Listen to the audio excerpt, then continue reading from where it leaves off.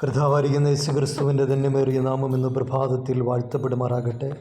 ആത്മീയ ചിന്തകളിലേക്കെല്ലാ പ്രിയപ്പെട്ടവരെ വളരെ സ്നേഹത്തോടെ സന്തോഷത്തോടെ സ്വാഗതം ചെയ്തുകൊള്ളുന്നു. വെളിപ്പാട് പുസ്തകം 1-ാം അധ്യായം 20-ാമത്തെ വാക്യം. എൻ്റെ വലങ്കയിൽ കണ്ട 7 നക്ഷത്രത്തിൻ്റെ മർമ്മവും 7 പൊൻ നിലവിളക്കിൻ്റെ വിവരവും എഴുതുക. 7 നക്ഷത്രം 7 സഭകളുടെ ദൂതന്മാരാകും.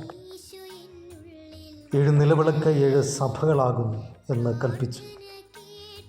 ഇവിടെ 2 കാര്യങ്ങളാണ് കർത്താവ് വെളിപ്പെടുത്തുന്നത്. ഒന്നാമതായിട്ട് പറഞ്ഞിരിക്കുന്നത് 7 നക്ഷത്രം എന്നാണ് പറഞ്ഞിരിക്കുന്നത്. 7 നക്ഷത്രം വലങ്കിൽ പിടിച്ച കർത്താവായിരിക്കുന്ന യേശു ക്രിസ്തുവിനെയാണ് ഈ യോഹന്നാൻ കാണുന്നത്. ആ നക്ഷത്രത്തിൻ്റെ മർമ്മം പൊരുൾ അവിടെ പറഞ്ഞിരിക്കുന്നത് 7 നക്ഷത്രം 7 സഭകളുടെ ദൂതന്മാരാകും.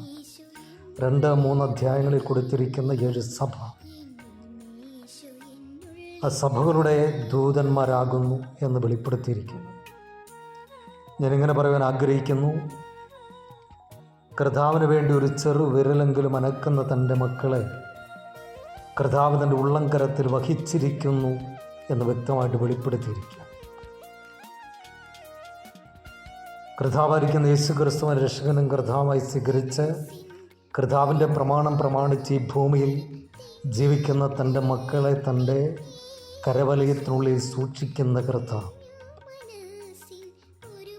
അപ്പോൾ ഇന്ന് പ്രഭാതത്തിൽ ഈ തിരുവെഴുത്ത് ശ്രവിക്കുമ്പോൾ കർത്താവിൻ്റെ ഉള്ളംകരത്തിലൊരു വസ്തുവിനെ പോലെ സുരക്ഷിതമായി സൂക്ഷിക്കപ്പെട്ടിട്ടുണ്ടോ എന്ന് നാം പരിശോധിക്കേണ്ടത് ആവശ്യമാണ്. കർത്താവിൻ്റെ ഉള്ളം കൈയിലാണോ നാം ഇരിക്കുന്നത്? അങ്ങനെയെങ്കിൽ പാട്ടുകാരൻ പാടുന്നത് പോലെ, ഞാൻ അവൻ ഉള്ളം കരത്തിലിരിക്കിയാൽ ആരുമില്ല എനിക്കൊരു ദോഷം ചെയ്യുവാൻ. കർത്താവിൻ്റെ കരത്തിനുള്ളിലിരിക്കുന്ന ഒരു ദൈവവൈതലിനെ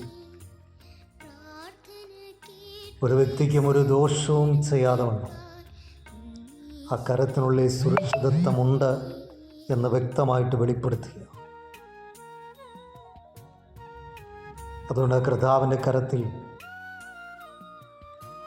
ജീവിതാവസാനം വരെയും ഇരിക്കുവാൻ നമ്മുടെ ജീവിതങ്ങളെ പൂർണ്ണമായി ഏൽപ്പിച്ചു കൊടുക്കാം. ആ കരവലയത്തിനുള്ളിൽ നിന്ന് അകന്നു പോകുവാൻ, ആ കരവലയത്തിനുള്ളിൽ തന്നെ ആയിരിക്കാൻ നമ്മളെ വിട്ടുകൊടുക്കാം.